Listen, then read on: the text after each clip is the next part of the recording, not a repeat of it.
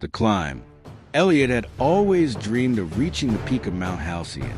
To him, it wasn't just a mountain. It symbolized every obstacle he had faced in his life and every challenge that had once seemed impossible. But for years, he let fear and doubt hold him back. Every time he thought about starting the journey, he imagined the rough terrain, the cold winds, and the steep climbs. One day, while sitting at his usual spot by the window, watching the world pass by, a thought struck him. What if I just take the first step? Eliot had always been good at finding reasons not to do things. But this time, he was determined to break free. He gathered his gear, packed his bag, and set off toward the base of the mountain. The first few hours were easy, straightforward paths, familiar ground. But soon, the terrain began to shift and the difficulty grew. The rocks were slippery, the winds were biting, and the climb felt steeper with every step. He wanted to quit. His legs ached, and his mind screamed at him to turn back, to go home where it was warm and comfortable. But then, he remembered something his mother once told him.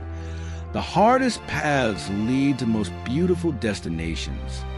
With each passing hour, Eliot took small steps. He didn't look at the peak. He only focused on what was directly in front of him. Every time he reached a new plateau, he paused, took a deep breath, and reminded himself why he started. The climb was long, the nights cold, and the air thin, but Eliot kept going. There were moments of doubt, times when the summit seemed out of reach. But the thought of finally standing at the top, looking out at the vast landscape below, fueled his determination. Finally, after days of grueling effort, he reached the peak of Mount Halcyon. He stood there breathless, not from exhaustion, but from the overwhelming feeling of accomplishment.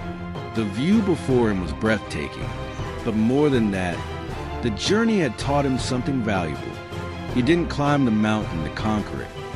He climbed it to conquer himself. And as he gazed at the world below, he realized that the true reward wasn't the summit.